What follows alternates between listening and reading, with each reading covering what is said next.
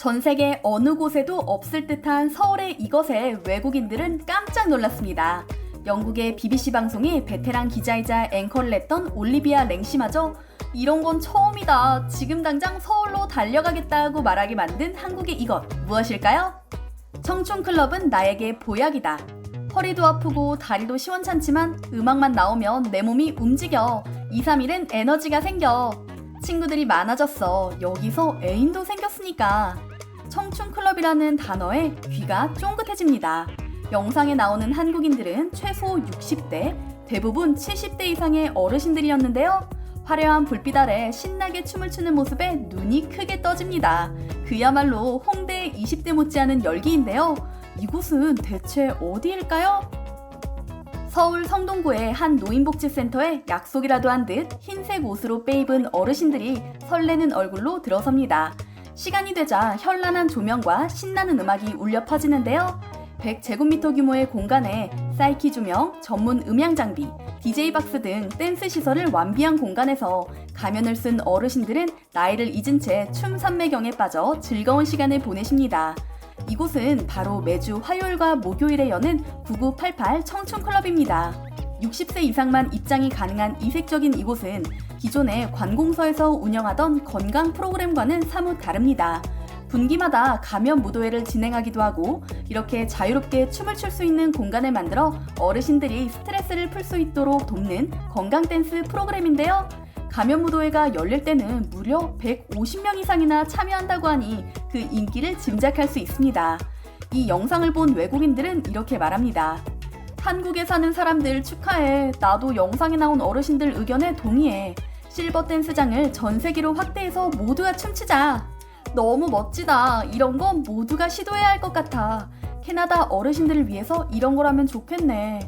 날 위한 메모. 은퇴 후에는 서울로 이사를 간다.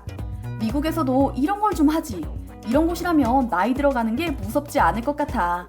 이런 아이디어를 보여주다니 고마워 한국. 노인을 위한 다양한 복지 제도를 갖춘 선진국에서도 찾아볼 수 없는 시설인 건 물론이고 이런 아이디어를 실행하고 있는 한국이 놀랍다는 반응인데요. 청춘클럽은 성동구에서 진행하는 참여형 노인복지 사업 중 하나로 큰 호평을 받은 프로그램입니다. 단순히 복지 혜택만 제공하는 데서 벗어나 사회 속 관계 형성을 통해 노인들의 건강한 삶을 이끌었다는 평가까지 받았죠.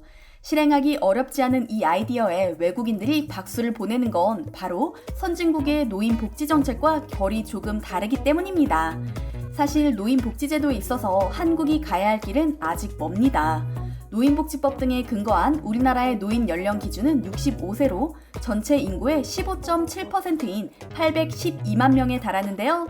현재 전체 인구 중 65세 이상 고령 인구 비율이 14% 이상인 고령화 사회에 속하고 있죠. 한국 사회의 노령화는 다른 선진국과 비교해도 그 속도가 무척 빠릅니다. 짧은 시간 내에 노인 복지 정책을 수립해야 했다 보니 아직은 부족한 부분이 많은데요. 노인 고용 정책이나 최저 생활비 보장 등에 초점을 맞춰 복지 제도를 운영 중이지만 여전히 복지 사각지대에 놓여 있는 노인들이 많죠. 한편 오랜 기간 노인 복지에 힘을 기울이고 있는 유럽의 정책을 살펴보면 노인들의 고용 정책에도 힘을 기울이고 있는데요. 기계로 대체했을 때 더 효율적으로 운영할 수 있는 비교적 간단한 일자리를 없애지 않고 노인들을 고용하고 있습니다. 즉, 노인 일자리 문제를 고용시장의 논리가 아닌 복지의 논리로 접근하고 있는 것입니다. 많은 어르신들이 일자리를 찾는 건 단순히 금전적인 이유 때문만은 아닙니다. 소일거리 수준에 불과하더라도 사회에 소속되어 있다는 소속감과 노동의 기쁨을 느낄 수 있기 때문인데요. 이처럼 선진국 노인 정책의 키워드는 활기찬 노화, 생산적 노화입니다. 세계보건기구의 모토이기도 한 이 정책의 핵심은 건강, 사회 참여, 재정 및 환경적 안전이죠. 이처럼 몇십 년간 다양한 방식으로 노인 정책을 보완해온 선진국은 일단 노인들의 경제적 안정에 대해서는 사회적 지지와 기반을 만드는 데 성공합니다. 그러나 문제는 정서적 측면의 결핍이었습니다. 유럽의 대표적인 복지국가 스웨덴의 경우 복지 예산의 절반가량을 노인복지에 할애하는데요. 이런 유럽조차도 간과한 것이 정서적 측면의 상실감이었던 것이죠. 독일 바이에른주 에를랑겐시에 사는 82세의 키엔제르 씨 부부. 연금 덕분에 경제적으로 어렵지는 않지만 은퇴 후 10년이 지나자 이들 부부에게 고민거리가 생겼습니다. 함께 생활하던 자식들이 하나둘 직장을 구해 다른 도시로 떠나자 이들 부부는 외로움 때문에 스트레스성 질환까지 앓게 됩니다. 적적함을 달래기 위해 지역병원 중환자실에서 자원봉사 활동도 했지만 상황은 나아지지 않았죠. 자식들이 사는 도시로 이주를 고민하던 때 에를랑겐시에서 한 가지 제안을 해옵니다. 지역 내 대학생들과 공동으로 생활하는 프로젝트에 참여해달라는 요청이었죠.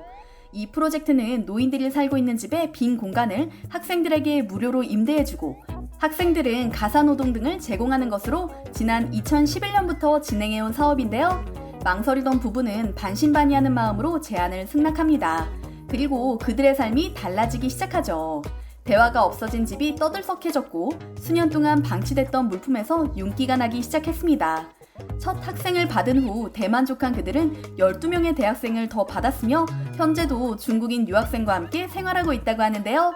부부는 누군가 함께 생활하고 있다는 행복을 느끼게 해준 점이 이 프로젝트가 나에게 준 가장 큰 선물이라면서 학생들과 요리도 하고 영화도 같이 보며 인간적 유대관계를 맺었으며 외국인 유학생의 경우 그들의 가족까지 집으로 초대해 파티를 하기도 했다고 밝혔습니다.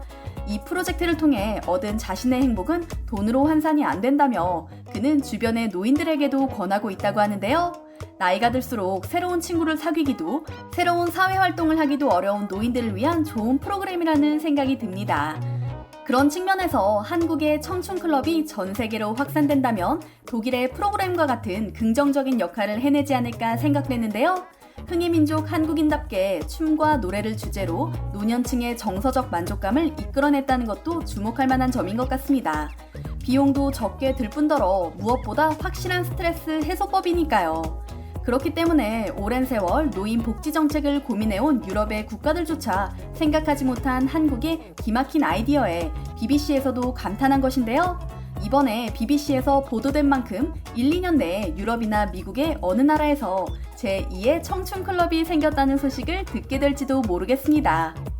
한편 청춘클럽을 운영하는 서울 성동구는 일자리 제공을 통해 어르신들의 자아실현을 돕는 미래일자리 주식회사 설립, 어르신이 주인공인 실버 뮤지컬, 마을 곳곳에서 열리는 찾아가는 지역 어르신 콘서트 등 다양한 참여형 노인 복지 사업을 실시하고 있다고 합니다.